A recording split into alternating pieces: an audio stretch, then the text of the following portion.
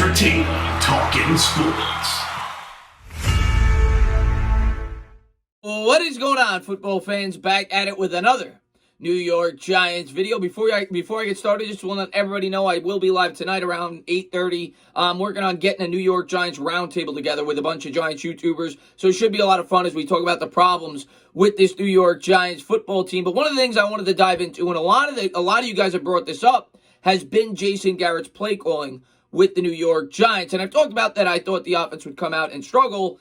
I didn't think it would struggle this much. I'm going to get into all the numbers of how the New York Giants have performed thus far through 3 weeks. And, of course, a lot of you guys had concerns of Jason Garrett coming over here, being that he hadn't had experience of being a play caller in the NFL since 2012, even though back then he did do a very good job with the Dallas Cowboys. Tony Romo, I always say it, Dak Prescott had a lot of success with Jason Garrett, as well, more so Romo, as the play caller with Jason Garrett. And he was known to get a lot out of a guy that wasn't thought to be that highly thought of as a quarterback prospect coming in, which is why he got promoted to be the head coach. But, of course, that was 8 years ago. The NFL is a different league now, and thus far, the reviews on Jason Garrett have not been good. And when you look at the overall numbers, it's downright pathetic, this New York Giants offense. Now, before I dive into the numbers, like I always say, I think there's a lot more factors than just one factor. I think the fact that it's a new scheme in itself is a major disadvantage for the New York Giants, being that they didn't have a normal offseason to grasp it, and that's why I'm still waiting to fully evaluate Garrett, fully evaluate the offense as a whole, until such time we reach midseason, and we hope that this New York Giants offense starts to click. But so far, it has been bad, and you can't just put it on Garrett. Part of it definitely has to go on the players themselves. Daniel Jones has made crucial turnovers in big spots. They have not been able to block properly. Now, some of that may have to do with the blocking scheme is too complex. I talked about that a lot week one. It looks like the New York Giants have made some adjustments, but they still have not been able to get the running game going at all. We are as bad as it gets. I talked about it yesterday. We have 78 yards on the ground from our running backs through 3 weeks, in which we're averaging 1.9 yards a carry. To put that in perspective, last night, Sam Darnold had 63 yards rushing on his opening drive for the New York Jets. That's how pathetic the New York Giants ground game has been, and it doesn't stop there. It's also the passing game and overall points and yardage. We rank dead last in the league in overall yardage, in which I think we're averaging 273 yards a contest. We rank dead last in the NFL in points per game at 12.7, in which the next worst team is the New York Jets, who are just over 16. We rank, I think, 5th worst in passing yards, yet we're making the 8th most passing attempts on average per contest, and we rank dead last in rushing yards. So the offense is record-setting bad.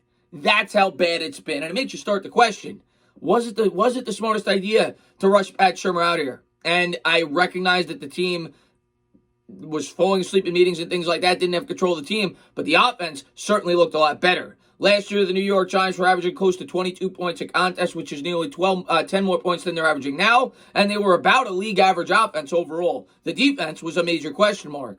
But I knew, because we got Pat Shurmur out here, there was going to be an adjustment period, which is why I'm not jumping the gun on Jason Garrett. I also recognize that we have a completely new offensive line, which is what I always say. 60% of that offensive line has never played for the New York Giants. Nick Gates has never played center, and it's going to take some time, but that does not eliminate complete responsibility from Jason Garrett and the players on this team through 3 weeks.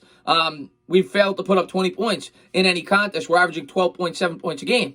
That's as bad as it gets. You almost have to intentionally try not to score to be as bad as they've been, and they've been horrible on third down conversion rates. And I wanted to jump into some of the things that Pat Leonard talked about today in the Daily News article about trying to scheme, to try to set up opportunities for this offense and the play action ability of Daniel Jones and why they have not used it that often. And some of that definitely falls on Jason Garrett. Now, the one thing I will say before I jump into these numbers, Garrett may be trying to ease the scheme in.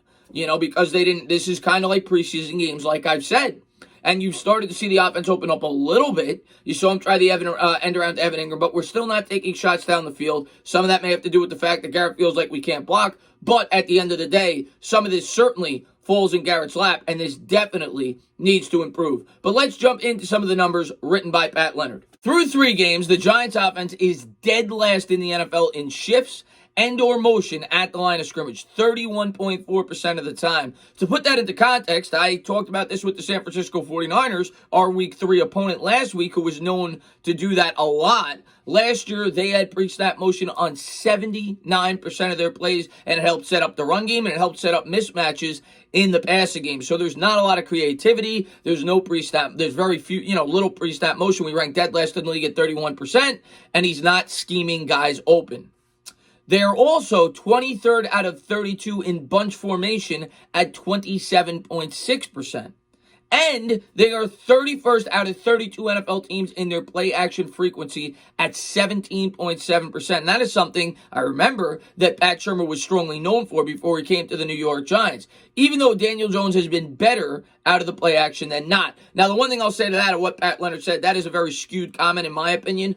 Any quarterback, if you look at the statistics, is always better out of the play action. So I don't read too much into that. Now, the other thing I'll say is when you're not running the ball effectively, it's hard to run play action. When you're 3rd and 8, 3rd and 9, teams are not going to buy into the fact that you're running the football. So I think there's other factors that go into this. But yes, Daniel Jones has been much better out of the play action. And the fact that they rank second to last in play action throws kind of makes sense when you think about it, because we can't run the football. So when you can't run, what is a play actually going to do for you? The defense knows that you're going to have to be throwing if you're constantly in 3rd and long and 2nd and long situations. Jones is averaging 9.6 yards passing on play action passes compared to 5.5 on normal dropbacks. And his passer rating is 91.9 on play action downs compared to 64.3 when it's not used per PFF. And I'll say to both of those numbers, neither one is good. 91.9 overall is good, but not out of the play action. And 64.3, of course, is abysmal. And both of those need to get a lot better, and hopefully it does as Daniel Jones further grasps this offense and Jason Garrett becomes more comfortable, hopefully showing the complete playbook. So there you have it. And when you look at the numbers, it's alarming. And it's scary just how bad this offense has been. And who should get the full blame?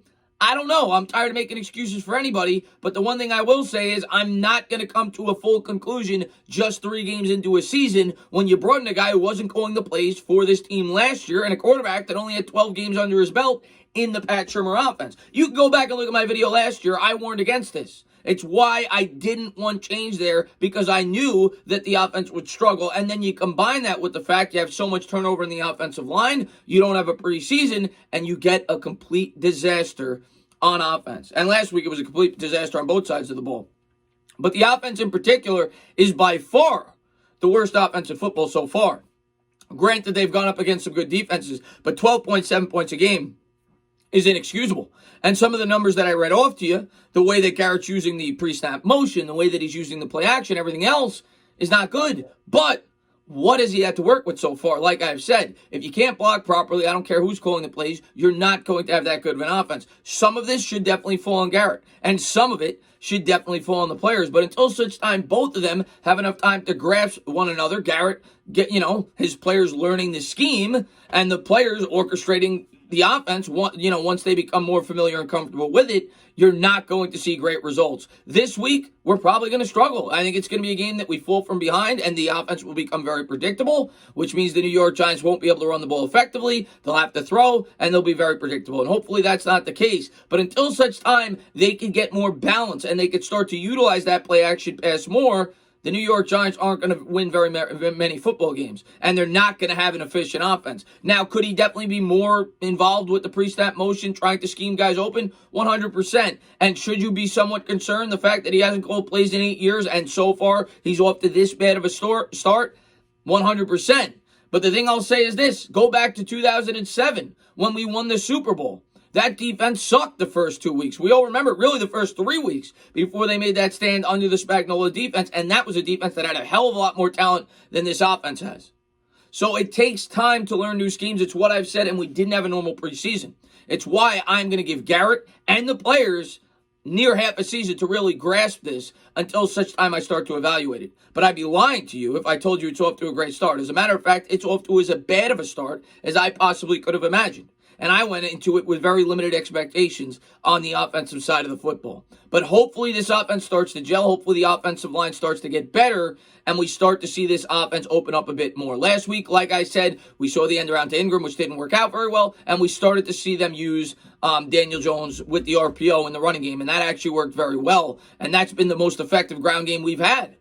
But we got to get that ground game going. We've got to start to scheme guys open, and hopefully Garrett calls some better plays, and hopefully the New York Giants operate better on offense. We'll have to wait and see how they come out week 4 against the Rams. But as always, guys, if you liked what you watched, please subscribe.